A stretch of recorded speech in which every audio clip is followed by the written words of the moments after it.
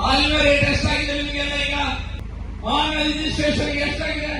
ಸರ್ಕಾರ ಜನರಿಂದ 3 ಲಕ್ಷ ರೂಪಾಯಿಯನ್ನ ಚಾರ್ಜ್ ಮಾಡ್ತಾ ಇದ್ದಾರೆ.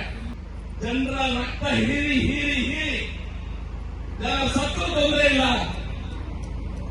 ನಾವು ಒಟ್ಟಾರೆ ನಮ್ಮ ರಾಜಕಾರಣವನ್ನು ಮಾಡಬೇಕು. ಜನ ಇಲ್ಲ ಒತ್ತಾಡಿ ಸತ್ತು ತೊಂದರೆ ಇಲ್ಲ ಅನ್ನುವಂತ ಮನಸ್ಥಿತಿ ಈ ಸರ್ಕಾರ ಇದೆ. ಅವ್ರು ತಪ್ಪು ಮಾಡೋದು ಮಾಡ್ತಾರೆ, ಭ್ರಷ್ಟಾಚಾರ ಮಾಡ್ತಾರೆ. ಆದ್ರೆ ತಪ್ಪನ್ನು ಮಾತ್ರ ಅಧಿಕಾರಿಗಳ ತಲೆ ಮೇಲೆ ಹೊರಿಸ್ತಾರೆ. ಸಿಎಂ ಬೆಳೆದಿಗೆ ಮೂಡ, ಕಾಂಗ್ರೆಸ್ ಸರ್ಕಾರ ನಮ್ಮಗಳ ಬೋಡ.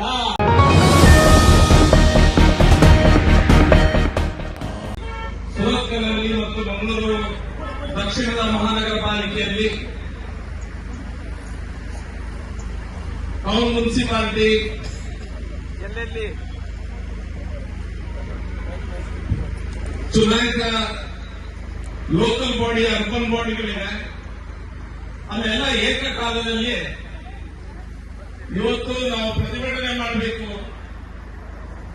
ಜನರಿಗೆ ಜೀವನ ಮಾಡಲಿಕ್ಕೆ ಕಷ್ಟವಾಗುವಂತ ಪರಿಸ್ಥಿತಿಯನ್ನ ಈ ಸರ್ಕಾರ ತಂದೊಡ್ಡಿದೆ. ಜನಪರವಾದ ಹೋರಾಟವನ್ನ ನಾವು ಮಾಡಬೇಕಾಗಿದೆ ಅನ್ನುವಂತ ಯೋಜನೆಯೊಂದಿಗೆ ಈ ಪ್ರತಿಭಟನೆಯನ್ನು ನಾವು ಹಮ್ಮಿಕೊಂಡಿದ್ದೇವೆ. ನನ್ನ ಹೊಸ ಜೀವನದಲ್ಲಿ ಅಂತ ಹೇಳ್ಬೋದು, ಯಾವುದೇ ಪ್ರತಿಭಟನೆಗೆ ಹೋಗುವಂತ ಸಂದರ್ಭದಲ್ಲಿ ಮೇಲ್ಮೇಲೆ ಕೆಲವು ವಿಷಯಗಳನ್ನ ನೋಡ್ಕೊಂಡು ಹೋಗ್ತಾರೆ. ಇವತ್ತು ಆ ಪ್ರತಿಭಟನೆಯಿಂದ ಈ ವಿಷಯ ಸಾಧಾರಣ ನನಗೆ ಗೊತ್ತಿರ್ತದೆ, ಏನಾದ್ರು ನೋಡಿ ಓದಿ ತಿಳ್ಕೊಂಡಿರ್ತೇವೆ. ಇವತ್ತಿನ ಪ್ರತಿಭಟನೆ ಬಗ್ಗೆ ಸ್ವಲ್ಪ ಪಾಯಿಂಟ್ಸ್ ಗಳನ್ನ ಕೊಡಿ ಅಂತ ಜಿಲ್ಲೆಯಲ್ಲಿ ಕೇಳಿದೆ. ನಾನು ನಿನ್ನೆ ಓದಲಿಕ್ಕೆ ಶುರು ಮಾಡಿದ್ದೇನೆ, ಇನ್ನೂ ಸಹ ಆಗ್ತಾ ಇಲ್ಲ. ಬಹುಶಃ ಇದಕ್ಕೊಂದು 100 ಪ್ರತಿಭಟನೆ ಮಾಡುವಷ್ಟು ಮೆಟೀರಿಯಲ್ಸ್ ನಮ್ಮ ಕೈಯಲ್ಲಿದೆ. ಅಂದ್ರೆ ಕಾಂಗ್ರೆಸ್ ಸರ್ಕಾರ ಏನ್ ಮಾಡ್ತಿದೆ ಅಂತ ಹೇಳಿದ್ರೆ, ಇವತ್ತು ಒಂದು ಸಮಸ್ಯೆನ ನಮ್ಮ ಕಣ್ಣು ಮುಂದೆ ಇಡ್ತಾರೆ. ಆ ಸಮಸ್ಯೆ ಮೂಲಕ ಅವರು ದುಡ್ಡು ಮಾಡ್ತಾರೆ. ಆ ದುಡ್ಡು ಮಾಡಿ ಎಲ್ಲ ಒಂದು ಕಡೆ ಜನ ಧ್ವನಿ ಎತ್ತಬೇಕು ಅನ್ನುವಂತ ಹೊತ್ತಿನಲ್ಲಿ ಅದಕ್ಕಿಂತ ದೊಡ್ಡ ಸಮಸ್ಯೆನೇ ಎದುರಿಡ್ತಾರೆ. ಆಗ ಈ ಹಿಂದಿನ ಸಮಸ್ಯೆ ಎಲ್ಲ ಒಂದು ಜನರಿಗೆ ನೆನಪೋಗ್ತದೆ, ಹೊಸ ಸಮಸ್ಯೆ ಕಣ್ಣು ಮುಂದೆ ಬರ್ತದೆ. ನೀವು ನೋಡ್ತಾ ಇದ್ದೀರಿ ಕರ್ನಾಟಕ ರಾಜ್ಯದಲ್ಲಿ ಏನಾಗ್ತಿದೆ ಅನ್ನುವಂಥದ್ದಲ್ಲ. ಸಾರ್ವಜನಿಕರಿಗೆ ಮಾಹಿತಿ ಇದೆ, ಎಲ್ಲರಿಗೂ ಸಹ ಮಾಹಿತಿ ಇದೆ ಏನಾಗ್ತಿದೆ ಅನ್ನುವಂಥದ್ದು ಬಗ್ಗೆ. ಆದ್ರೆ ಎಲ್ಲೋ ಒಂದು ಕಡೆ ಸಿದ್ದರಾಮಯ್ಯನವರ ಕಿವಿ ಹಿಂಡದಿದ್ರೆ ಜನರ ಕಣ್ಣೀರನ್ನ ಏನು ಇವರು ಬಳಸ್ತಾ ಇದ್ದಾರೆ, ಅದನ್ನ ನಿಲ್ಲಿಸುವಂತ ಯೋಜನೆ ಇವರು ಏನು ಮಾಡ್ತಾ ಇಲ್ಲ.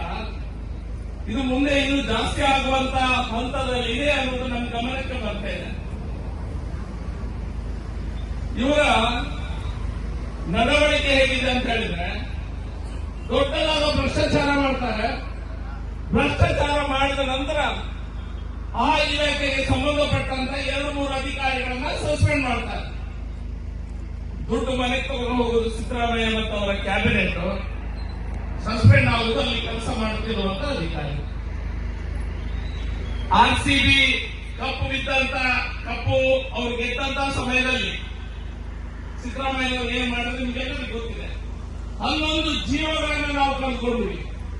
ಯಾಕೆ ನಾವು ಕಳ್ಕೊಂಡ್ವಿ? 11 ಯುವಕರು ನಮ್ಮೊಂದಿಗಿಲ್ಲ ಇವತ್ತು. ಯಾಕೆ ಅವ್ರು ತಪ್ಪಾಗಿರ್ಬೋದಾ? ತುಂಬಾ ವಿಶ್ಲೇಷಣೆಗಳು ಸೋಷಿಯಲ್ ಮೀಡಿಯಾದಲ್ಲಿ ಮತ್ತೊಂದು ಇನ್ನೊಂದು ಆಗ್ತಾ ಇರ್ತದೆ. RCB ಕರ್ನಾಟಕದ ಟೀಮ್ ಅಲ್ಲ, ನಮ್ಮ ದೇಶದ ಟೀಮ್ಸ್ ಅಲ್ಲ. ಆದ್ರೆ ಎಲ್ಲೋ ಒಂದ್ ಕಡೆ ಜನರಿಗೆ ಅದ್ರ ಬಗ್ಗೆ ಭಾವನೆ. RCB ಅಂತ ರಾಜಸ್ಥಾನ, ಬ್ಯಾಂಗ್ಳೂರ್ ಅನ್ನುವಂತ ಶಬ್ದ ಇದೆ, ಜನರಿಗೆ ಕನೆಕ್ಷನ್ ಇದೆ ಅದ್ರ ಬಗ್ಗೆ. ಅದಕ್ಕೋಸ್ಕರ ಅದರ ಮೂಲಕ ರಾಜಕೀಯ ಲಾಭ ತೆಗೆದುಕೊಳ್ಬೇಕು. ಯಾರೋ ಕ್ರಿಕೆಟ್ ಆಡೋದು, ಯಾರೋ ವಿಕೆಟ್ ತೆಗೆದದ್ದು, ಯಾರೋ ಸೆಂಚುರಿ ಹೊಡೆದದ್ದು. DK ಶಿವಕುಮಾರ್ ಮತ್ತು ಸಿದ್ದರಾಮಯ್ಯನವರು ಅದ್ರ ಮೂಲಕ ಕಪ್ಪನ್ನು ಹಿಡಿದುಕೊಂಡು ತಾವೇ ಆಡದ ಹಾಗೆ ಮಾಡುವಂತ ಗಲಾಟೆಗಳ ಪ್ರದರ್ಶನವನ್ನು ಮಾಡಿದ್ರು. ಪೆಟ್ಟು ಬಿದ್ದದ್ದು ಯಾರಿಗೆ? 11 ಸಾರ್ವಜನಿಕರು ಸತ್ತೋದ್ರು. 3-4 ಒಳ್ಳೆಯ ಪೊಲೀಸ್ ಅಧಿಕಾರಿಗಳು ಇಂಟೆಲಿಜೆನ್ಸ್ ಇಂದ ಹೇಳಿದ್ರು ಅವರಿಗೆ, ನೀವು ಇದನ್ನ ಮಾಡಬೇಡಿ ಇದನ್ನ ಅಂತ ಹೇಳಿಲ್ಲ. 3-4 ಅಧಿಕಾರಿಗಳನ್ನ ಸಸ್ಪೆಂಡ್ ಮಾಡಿ. ಈ ವಿಷಯವನ್ನ ಯಾಕೆ ಹೇಳ್ತಾರೆ ಅಂತ ಹೇಳಿದ್ರೆ, ಅವ್ರು ತಪ್ಪು ಮಾಡೋದು ಮಾಡ್ತಾರೆ, ಭ್ರಷ್ಟಾಚಾರ ಮಾಡ್ತಾರೆ. ಆದ್ರೆ ತಪ್ಪನ್ನು ಮಾತ್ರ ಅಧಿಕಾರಿಗಳ ತಲೆ ಮೇಲೆ ಹೊರಿಸ್ತಾರೆ. ಜೀವನ ಮಾಡಲಿಕ್ಕೆ ಕಷ್ಟಕರವಾದಂತಹ ಪರಿಸ್ಥಿತಿಯನ್ನ ತಂದೊಡ್ಡಿದ್ದಾರೆ. ನಾನೊಬ್ಬ ಮೂಢ ಸದಸ್ಯ, ವೇದವ್ಯಾಸರು ಮೂಢ ಸದಸ್ಯ, ಉಮಾನಕೋಟೆ ಮೂಢ ಸದಸ್ಯ, ಯುಟಿ ಖಾದರ್ ಮೂಢ ಸದಸ್ಯ, ಚುನಾಯಿತ ಜನಪ್ರತಿನಿಧಿಗಳು ನಮ್ಮ ಮೂಢ ವ್ಯಾಪ್ತಿಯಲ್ಲಿರುವಂತೆ ಮೂಢ ಸದಸ್ಯರಾಗಿರ್ತವೆ. ಮೂಢದಲ್ಲಿ ಒಬ್ಬರು ಚೇರ್ಮನ್ ಇರ್ತಾರೆ. ಸರ್ಕಾರ ಅವರನ್ನ ನಾಮಿನೇಷನ್ ಮಾಡ್ತಾರೆ. ಇವತ್ತಿನ ಕಾಂಗ್ರೆಸ್ ಸರ್ಕಾರ ಒಬ್ಬ ವ್ಯಕ್ತಿಯನ್ನ, ಒಬ್ಬ ಹಿರಿಯರನ್ನ ಅಧ್ಯಕ್ಷನಾಗಿ ನೇಮಕ ಮಾಡಿದ್ದಾರೆ. ಮೂಢಾಧಿಕಾರಿಗಳಿರ್ತಾರೆ. ನಮ್ಮ ಕೆಲಸ ಏನು? ಮೂಢದಲ್ಲಿ ಎಜೆಂಡಾ ಮಾಡ್ತಾರೆ. ನೀವೇನಾದ್ರೂ ಅಪ್ಲಿಕೇಶನ್ ಕೊಟ್ರೆ ಒಂದು ಸಣ್ಣ ಬಿಲ್ಡಿಂಗ್ ಕಟ್ಟಬೇಕು, ಮನೆ ಕಟ್ಟಬೇಕು, ಝೋನ್ ಚೇಂಜ್ ಆಗಬೇಕು ಅನ್ನುವಂತ ರೀತಿಯಲ್ಲಿ ನೀವು ಒಂದು ವೇಳೆ ಅಪ್ಲಿಕೇಶನ್ ಅನ್ನ ಕೊಟ್ರೆ ನಮ್ಮನ್ನೆಲ್ಲ ಕರೆದು ಮೀಟಿಂಗ್ ಮಾಡ್ತಾರೆ. ಆ ಮೀಟಿಂಗ್ ನಲ್ಲಿ ಈ ವಿಷಯಗಳನ್ನ ಇರ್ತಾರೆ. ಇದೆಲ್ಲರಿಗೂ ಗೊತ್ತಿರುವಂತಹ ವಿಷಯ. ಆ ಮೀಟಿಂಗ್ ಅಲ್ಲಿ ಇರುವಂತಹ ವಿಷಯಕ್ಕೆ ನಾವು ಎಜೆಂಡಾ ಅಂತ ಹೇಳ್ತೇವೆ. ಇವತ್ತು ಮೀಟಿಂಗ್ ನಲ್ಲಿ ಎಜೆಂಡಾ ಏನೆಲ್ಲ ಇದೆ? ಎಜೆಂಡಾ ತಯಾರು ಮಾಡುವುದು ಯಾರು? ಮೂಡದ ಇಲ್ಲಿನ ಅಧಿಕಾರಿಗಳು ಮತ್ತು ಅಲ್ಲಿನ ಅಧ್ಯಕ್ಷರು. ಮೀಟಿಂಗ್ ಅಲ್ಲಿ ನಾವೆಲ್ಲ ಕುಳಿತುಕೊಂಡು ಅದರ ಬಗ್ಗೆ ಚರ್ಚೆ ಮಾಡಿ, ಟೆಕ್ನಿಕಲ್ ಪರ್ಸನ್ಸ್ ಇದ್ದಾರೆ, ಇಂಜಿನಿಯರ್ಸ್ ಇರ್ತಾರೆ, ಎಲ್ಲ ಇರ್ತಾರೆ. ಆಗ್ತದೆ. ಈಗ ಪರಿಸ್ಥಿತಿ ಬದಲಾವಣೆ ಆಗಿದೆ. ನಿಮ್ಮ ಅಜೆಂಡಾ ಮಂಗಳೂರಿನಲ್ಲಿ, ಮೂಡದ ಅಜೆಂಡಾ ಮಂಗಳೂರಿನಲ್ಲಿ ತಯಾರಾಗುವುದಿಲ್ಲ. ಮಂಗಳೂರಿನಲ್ಲಿ ತಯಾರಾಗುವುದಿಲ್ಲ. ನಿಮ್ಮ ಎಜೆಂಡಾ ಬೆಂಗಳೂರಿನಲ್ಲಿ ತಯಾರಾಗ್ತದೆ. ಈಗ ಕರ್ನಾಟಕ ರಾಜ್ಯದ ಎಲ್ಲಾ ಪ್ರಾಧಿಕಾರಗಳಲ್ಲಿ ಅಲ್ಲಿರುವಂತಹ ಅಧ್ಯಕ್ಷರ ಅಧಿಕಾರವನ್ನು ಮೊಟಕುಗೊಳಿಸಿ, ನಾವಂತೂ ವಿರೋಧ ಪಕ್ಷಗಳು ನಮ್ಗೆ ಅಧಿಕಾರ ಕೊಡಲಿಕ್ಕೆ ಅವರು ಹೆದರುತ್ತಾರೆ. ಎಲ್ಲ ಬೆಂಗಳೂರಿನಿಂದ ಆಗ್ತದೆ. ಹೇಗಾಗ್ತದೆ? ಒಬ್ಬ ದೊಡ್ಡ ಬಿಲ್ಡರ್ ಹೋಗಿ ಒಂದು ಅಪ್ಲಿಕೇಶನ್ ಹಾಕ್ತಾನೆ, ನನಗೆ ಬಿಲ್ಡಿಂಗ್ ಕಟ್ಟಬೇಕಂತ. ಇವ್ರ ಎಜೆಂಡಾದಲ್ಲಿ ಬರುವುದಿಲ್ಲ. ಇಲ್ಲಿ ಹೋಗಿ ಕೇಳಿದಾಗ ನಮ್ದು ಇನ್ನೂ ಬರಲಿಲ್ಲ ಎಜೆಂಡಾದಲ್ಲಿ ಅಂತ ಹೇಳಿದ್ರು ಹೇಳ್ತಾರೆ ಅವ್ರು ಬೋದು ತಿಕ್ಕೊಡೆಗೆ, ಅವ್ರು ಬೋದು ತಿಕ್ಕೊಡೆಗೆ. ಒಮ್ಮೆನ ಮಾಮಲೆ ಇಲ್ಲ, ಅವರು ಒಮ್ಮೆನ ಮಾಮಲೆ ಇಲ್ಲ ಉಂಟು. ಅವರು ಬ್ಯಾಂಗ್ಳೂರು ಅವ್ರು ಬೋದು ತಿಕ್ಕೊಡೆಗೆ ತಿಕ್ಕದ ನಾಳೆ ಅಂತ ಹೇಳಿದ್ರು. ಹಾಲಿನ ರೇಟ್ ಎಷ್ಟಾಗಿದೆ ನಿಮಗೆಲ್ಲ? ಈಗ 5.5 ರೂಪಾಯಿ ಪ್ರತಿ ಲೀಟರ್ಗೆ ಜಾಸ್ತಿ ಮಾಡಿದ್ದಾರೆ. ವಾಹನ ರಿಜಿಸ್ಟ್ರೇಷನ್ಗೆ ಎಷ್ಟಾಗಿದೆ? ಹಿಂದಿನ 3% ಜಾಸ್ತಿ ಮಾಡಿದ್ದಾರೆ. ಮನೆಯಲ್ಲಿ ನಿಮಗೆ ಟ್ರಾನ್ಸ್ಫಾರ್ಮರ್ ಎಲ್ಲ ಹಾಕಿ ಬರ್ತಾರೆ ಮನೆ ಮುಂದೆ. ಗ್ರಾಮಾಂತರದಲ್ಲೇ ನಮಗೆ ಟ್ರಾನ್ಸ್ಫಾರ್ಮರ್ ಬೇಕಾಗ್ತದೆ. ಲೇಔಟ್ ಮಾಡಿದಾಗ ಬೇರೆ ಒಂದು ಕಡೆಗೆ ಕರೆಂಟಿನ ಸಮಸ್ಯೆ ಇದೆ ಅಂತ ಸಂದರ್ಭದಲ್ಲಿ ಟ್ರಾನ್ಸ್ಫಾರ್ಮರ್ ಮಾಡಬೇಕಾಗ್ತದೆ, ಹಾಕಬೇಕಾಗ್ತದೆ. ಇನ್ನು ನಾವು ಎಷ್ಟು ಚಾರ್ಜ್ ಮಾಡ್ತಾ ಇದ್ವಿ? 25,000 ಟ್ರಾನ್ಸ್ಫಾರ್ಮರ್ಗೆ ನಾವು ಚಾರ್ಜ್ ಮಾಡ್ತಾ ಇದ್ದೀವಿ. ಕರ್ನಾಟಕ ರಾಜ್ಯ ಸರ್ಕಾರ, ಭಾರತೀಯ ಜನತಾ ಪಾರ್ಟಿ ಆಡಳಿತದಲ್ಲಿ. ಈಗ ಎಷ್ಟು ಮಾಡ್ತಾ ಇದ್ದಾರೆ? ಈ ರಾಜ್ಯಘಟ್ಟ ಸರ್ಕಾರ ಜನರಿಂದ 3 ಲಕ್ಷ ರೂಪಾಯಿಯನ್ನ ಚಾರ್ಜ್ ಮಾಡ್ತಾ ಇದ್ದಾರೆ.